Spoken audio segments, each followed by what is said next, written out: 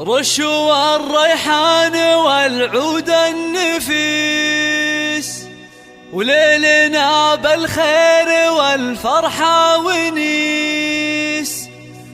وقفن يا البيض جات أم العريس، رحبوا بقدومها يا من حضر، رحبوا بقدومها يا من حضر. هذه النسخة للاستماع فقط، جميع الحقوق والنشر والتوزيع محفوظة.